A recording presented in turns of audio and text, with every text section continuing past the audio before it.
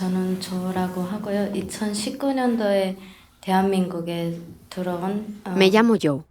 Tengo 26 años y soy de Corea del Norte. En 2019 abandoné mi país para ir a vivir a Corea del Sur. Se me considera una exiliada, una desertora. 영어를 좋아합니다.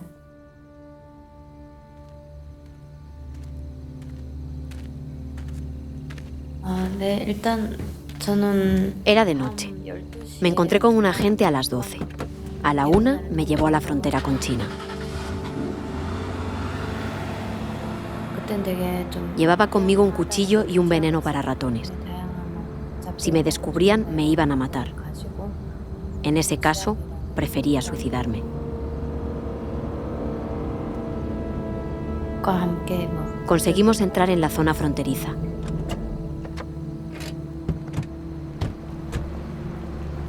떠났었어요. 그래서 Había muchos controles, pero los agentes que contraté habían sobornado a los oficiales chinos. 피해서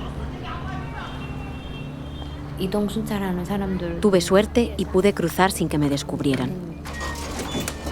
근접했는데 거기에 Una vez en China, cogimos varios coches, autobuses, etc. 자유롭게 De China pasé a Laos. Para cruzar esa frontera tuve que andar 3 o 4 horas.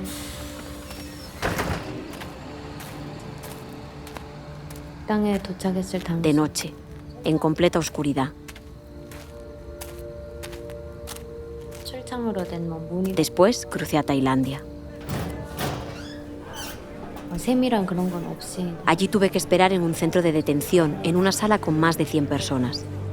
Pero al final pude salir de ahí y viajar a Corea del Sur. 끼고 있었습니다.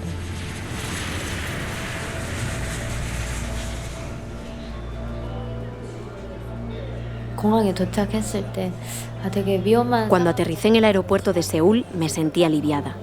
Supe que todo había pasado. 상황과 함께 Estaba 만났기 segura. 때문에 Y pensé, 여기서 잘 por 살 수 fin 있겠구나 voy a vivir. 생각을 했던 것 같습니다.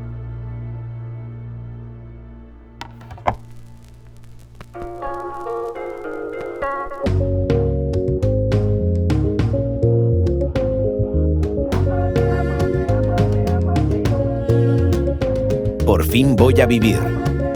Capítulo 7. Corea del Norte.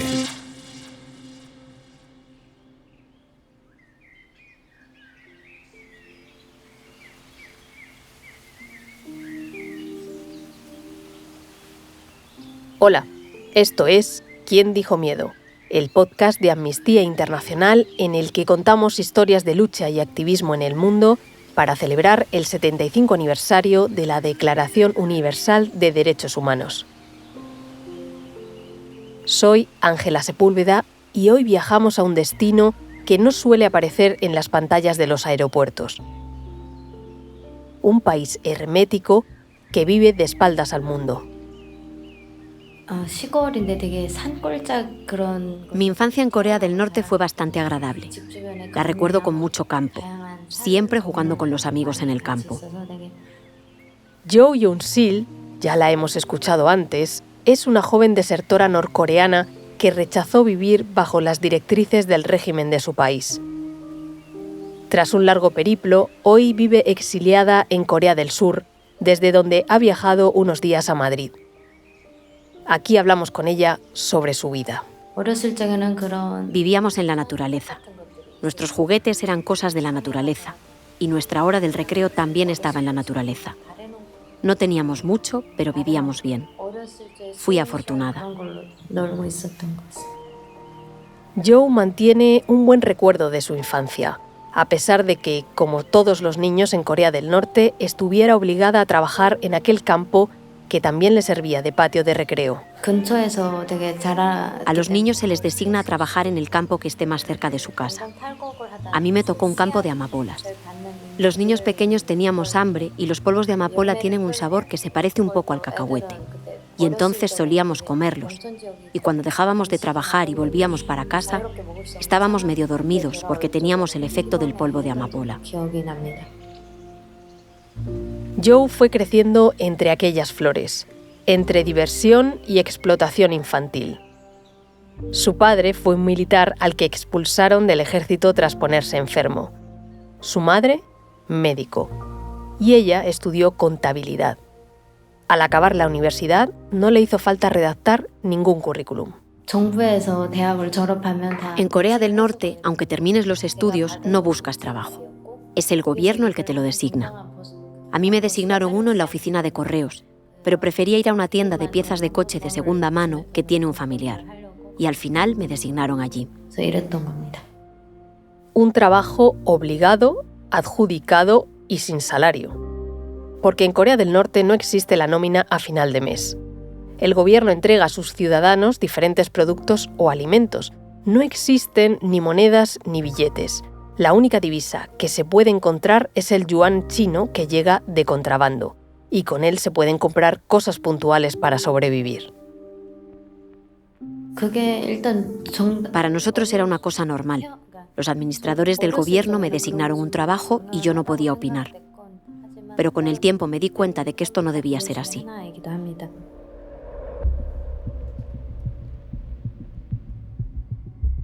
Poco a poco, la idea de Joe de abandonar Corea del Norte fue cogiendo forma. Estuve muchos años pensando que este país no tiene futuro. Me preocupaba el mío, mi futuro. Quería tener una profesión que yo decidiera, pero era imposible. No hay libertad de expresión. No hay libertad ni siquiera en tu forma de vestir. Hay agentes por todos lados que te controlan, que te llaman la atención. Y yo, como cualquier joven, sufría. De forma oculta pude ver programas de televisión y series de Corea del Sur. Y eso me hizo ver que existía otro mundo, otro tipo de vida. Joe abrió los ojos. Me acuerdo perfectamente del día en el que tomé la decisión. Fue cuando mis parientes exiliados en Corea del Sur me informaron de que podía contratar a un agente allí para que me ayudara a salir del país. Obviamente me puse muy triste porque tenía que despedirme de mi familia, pero me apoyó completamente. Es un recuerdo entre la pena, el miedo y el convencimiento de que tenía que hacerlo. Ya hemos escuchado la odisea de Joe para viajar de Corea del Norte a Corea del Sur, dos países vecinos que comparten frontera.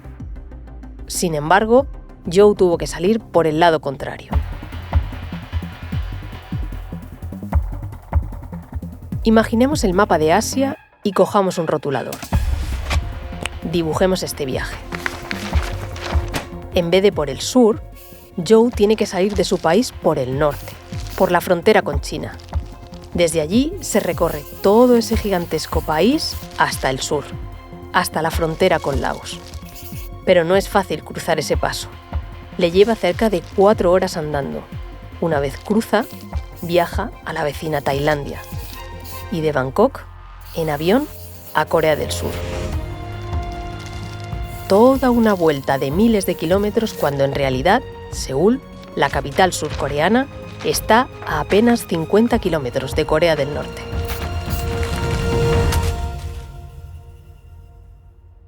Este país es uno de los grandes desconocidos en el mundo. Posiblemente su capital, Pyongyang, ni siquiera te suene, pero seguro que has visto algún vídeo de su ejército desfilando perfectamente compenetrado.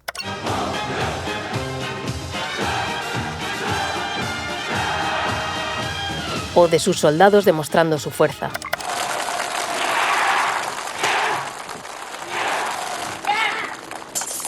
O también de las pruebas de lanzamiento de sus misiles presididas por el líder, Kim Jong-un.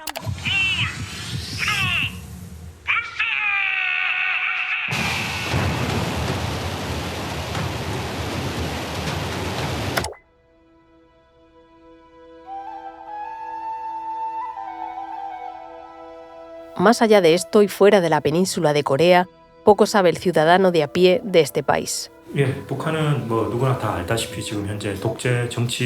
Corea del Norte tiene una política comunista. Es el comunismo total. Jae-Hoon Choi es el encargado en Amnistía Internacional sobre los derechos humanos en Corea del Norte. El gobierno defiende la política de 3 generaciones de líderes, que son Kim Il-sung, Kim Jong-il y Kim Jong-un. Actualmente es el gobierno de Kim Jong-un. no existe ningún tipo de libertad. Jae-hoon Choi es surcoreano, pero siempre tiene los ojos puestos en el vecino de arriba. Al gobierno norcoreano no le interesan los derechos humanos. Se violan constantemente a diferentes niveles. La gente desaparece. Se detiene a las personas sin motivo. Se violan los derechos de la mujer. Hay un machismo enorme. Hay maltrato infantil. Se obliga a trabajar a los niños y se practica abiertamente la pena de muerte. Hay una falta de derechos humanos total.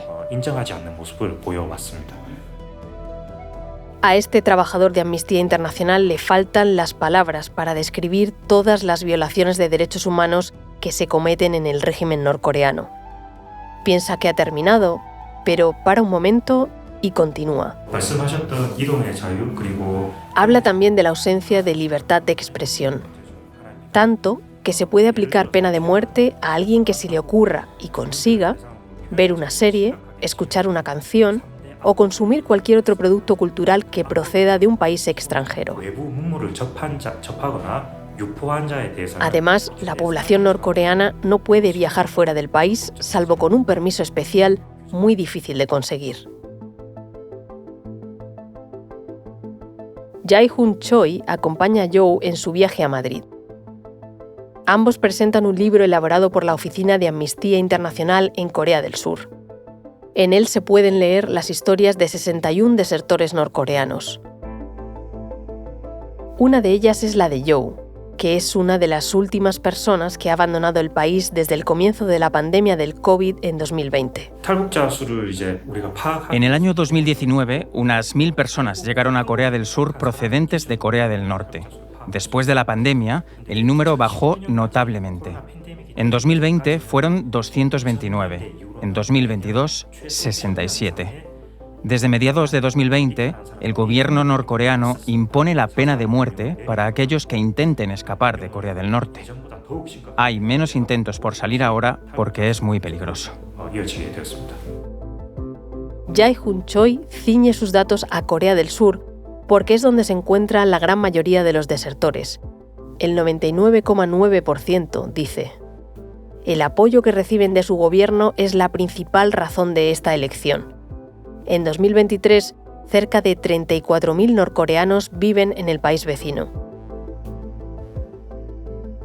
Algunos de ellos han huido de Corea del Norte después de haber estado en uno de los campos de detenidos por motivaciones políticas que actualmente albergan a cerca de 100.000 presos en el país. Pero no han estado allí como internos. Lamentablemente no existe ningún testimonio de ninguna persona que haya sido detenida por motivaciones políticas, ya que si una persona entra en ese centro, no puede salir. No ha habido nadie que haya podido salir porque los terminan matando. Aquellos que han salido y comparten sus experiencias en esos centros son los que eran vigilantes o funcionarios.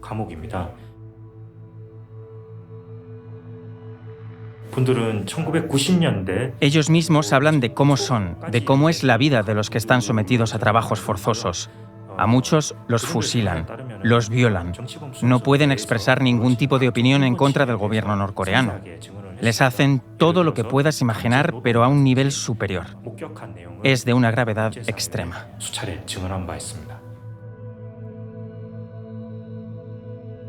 El crimen cometido por estos presos por motivación política es pensar diferente.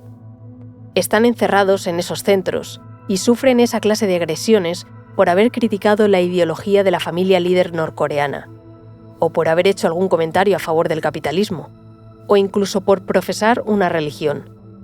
Cualquiera, pero sobre todo el cristianismo. O una causa más, haber fracasado en su intento de huir del país.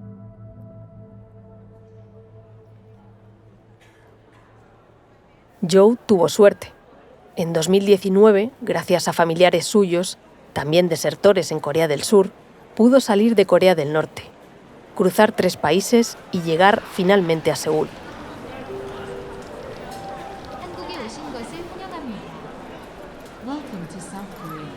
Durante sus primeros meses allí, recibió un curso específico para los exiliados norcoreanos, un aprendizaje para adaptarse a un nuevo país, o mejor dicho, un nuevo mundo. Hoy estudia contabilidad y comercio exterior. Vive sola gracias a una beca del gobierno surcoreano. Además, en su tiempo libre, trabaja en un bar para ganar un dinero extra. Cuando compara su vida de ahora con la anterior, la diferencia es abismal. En Corea del Norte existe una gran vigilancia. No tenía libertad ni para peinarme o vestirme. En Corea del Sur es todo lo contrario. Tengo libertad de expresión. Lo que más me gusta es que si trabajas duro, obtienes tu sueldo. Puedes comprar lo que quieres y decir lo que piensas. Cuando llegué a Corea del Sur, lo que más me llamó la atención es que todo el mundo ve estas libertades y derechos como algo normal. Para mí no lo es. Para mí es un lujo, un regalo del cielo. Ahora ya me he acostumbrado, pero me da mucha pena mi pueblo porque nunca sabrá lo que son los derechos humanos.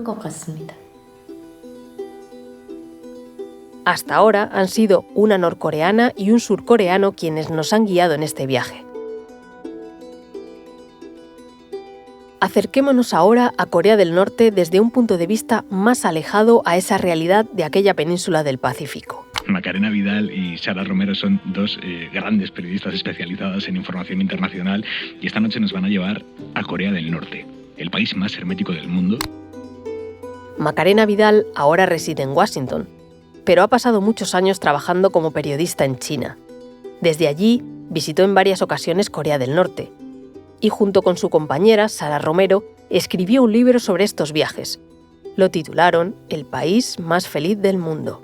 Nosotros los vemos como un país donde no hay derechos humanos, hay unas violaciones tremendas, donde no se puede salir, donde tenemos probablemente al dictador con peor imagen del mundo, ¿no? A Kim Jong-un. Y cuando llegas a Corea del Norte ves que la percepción allí es totalmente distinta, es casi como si fuera un espejo. A ellos les parece que Kim Jong-un es el mejor mandatario del mundo, es el más capaz, es una persona que se preocupa muchísimo por ellos y que solamente tiene en mente el bien del país y que ellos viven en una sociedad que debería dar envidia al resto del mundo, ¿no? Porque muy igualitaria, donde en teoría todos comen, todos tienen iguales derechos y donde además, según su versión también, pues la situación económica no ha dejado de mejorar, ha ido a mejor y tienen ahora unos privilegios que ya querríamos cualquiera, ¿no? Desde la sanidad gratis, la comida subvencionada, todo tipo de ventajas desde su punto de vista. Antes de poder viajar al país, Macarena tenía una idea preconcebida basada en lo visto, leído y escuchado, pero quiso comprobarlo por ella misma. El camino no fue fácil. Nos acercamos a la Embajada de Corea del Norte en Pekín, que es un poco la que centraliza todas estas peticiones, y vamos pues con todos los papeles que se nos había ocurrido que pudiéramos necesitar, ¿no? Desde las tarjetas de prensa, currículums, una carta de los medios diciendo que teníamos interés en viajar, y llegamos allí, llamamos a la puerta y para nuestra sorpresa nos abren. Nuestra sorpresa porque habíamos estado intentando llamarles y que nos dieran cita y tal, y no había habido manera. Entramos y digo, estamos en Corea del Norte, qué emoción. Había un vestíbulo enorme, así como oscuro, con unos murales estilo comunista de los años 50 y una señora en recepción. Entonces vamos allí y empezamos en inglés a decirle pues eso, que somos periodistas y queremos pedir un visado. La señora nos mira como las vacas al tren. Silencio incómodo. Con el inglés no había funcionado. Nuevo intento. Entonces lo intentamos en chino y nada, nos sigue mirando exactamente igual. Coreano no sabíamos, seguimos sin saber. Tampoco. Pero la señora tiene una idea. Entonces ya por fin coge el teléfono y llama a alguien y aparece un señor que en un inglés muy correcto nos pregunta qué queremos, le volvemos a explicar todo. Dice, muy bien, pues déjennos aquí sus papeles y tal, y ya nos pondremos en contacto con ustedes. Pero seguro, tal. Sí, no se preocupen. Y dice, vale, pues nada, estupendo, pues muchísimas gracias. Nos vamos, nos damos la vuelta, y según nos damos la vuelta, oímos el ruido inconfundible de una trituradora de papeles. Y este fue nuestro comienzo de nuestras aventuras en Corea del Norte. Contra todo pronóstico y toda trituradora, aquel ya le llamaremos resultó ser verdad. Un año después, Macarena y Sara recibieron una llamada de aquella embajada con una invitación para visitar Corea del Norte. Y para allá que fueron.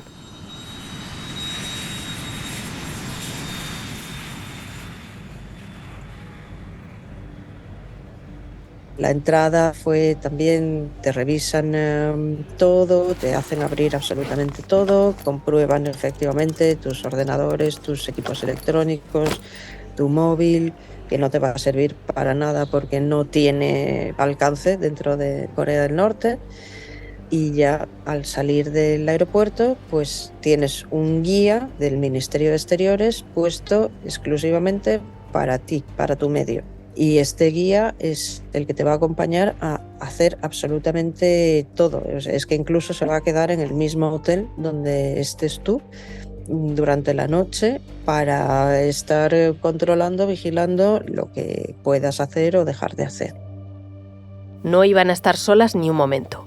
Estos guías se convertirían en su sombra. Ellos te traducían las preguntas que querías hacer a la gente, que también nunca supimos si la gente con la que nos encontrábamos eran actores o era gente de la calle de verdad. En cualquier caso, las respuestas que nos daban siempre sonaban preparadas. No sabemos si era porque era lo que nos decían o si era lo que los guías traducían o respondían por ellos. Nunca sabes cuando estás en Corea del Norte hasta qué punto tu experiencia es verdad o es todo una gran película de ficción, una escenificación que han puesto para que te la creas. Una ficción para los turistas extranjeros, entre comillas, eso de turistas. Pero lo peor es que ese teatro muchas veces no se monta solo para los foráneos, sino también para los propios nativos. Pyongyang es un parque de atracciones para la élite, para los más fieles. Vivir en Pyongyang es un premio. Y entonces no tiene mucho que ver lo que puedas ver allí con las condiciones que pueda haber en otras ciudades o en otros pueblos, ¿no? Hay cosas impensables en el resto de Corea del Norte, pues desde parques de atracciones, un zoo, un delfinario, cosas que por otro lado dices, pero ¿por qué han invertido en esto en vez de invertir en mejorar la calidad de la alimentación de la población, ¿no? Pero bueno, es parte de la estrategia de Kim Jong-un. Por un lado, demostrar desarrollo económico y por otro, tener a la población que le interesa tener contenta para que no haya interés en disentir.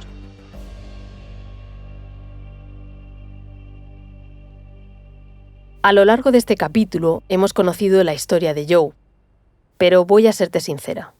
Te he mentido en una cosa. Joe no se llama Joe.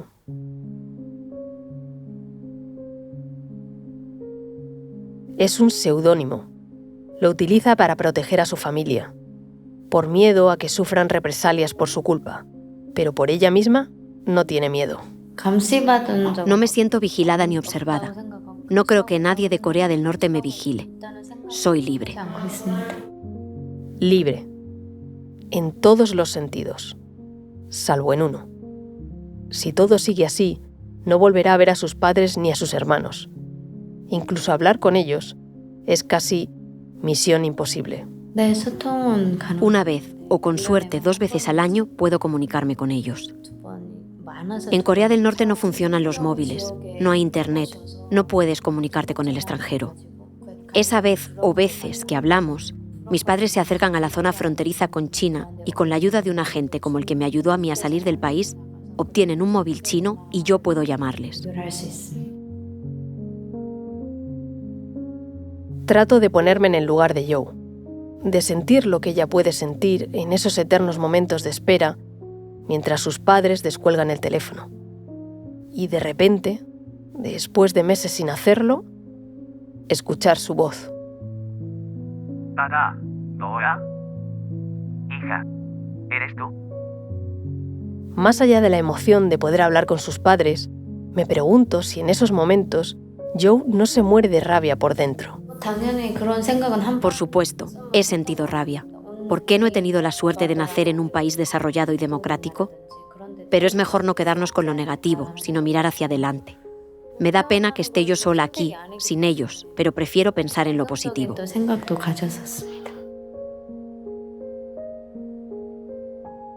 Joe ha venido a Madrid para denunciar la situación de su país. Es su manera de luchar. Durante toda nuestra conversación se ha mantenido estoica. También Jinhee Kim, la traductora que ha hecho posible que nos entendiéramos. Pero en la última pregunta, cuando me intereso sobre si Joe querrá volver algún día a Corea del Norte, asoman las lágrimas en ambas.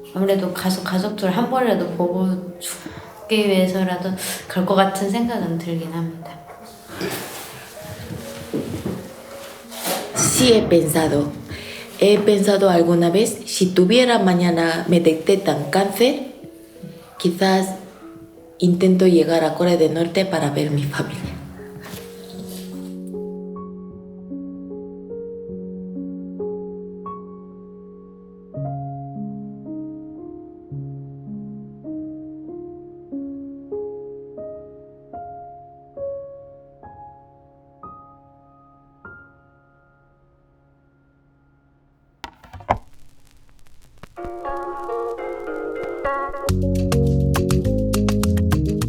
¿Quién dijo miedo? Es un podcast original de Amnistía Internacional. Producido por The Voice Village. Dirección, entrevistas y guión, Edu Marín.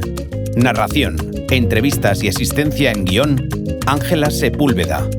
Música original, Bianca Muy. Sonido, Pablo de Diego. Producción ejecutiva, Ricardo Villa. Responsable de producción en Amnistía Internacional, Neida Romero y Ángel Gonzalo. ¿Quién dijo miedo? Un podcast de Amnistía Internacional.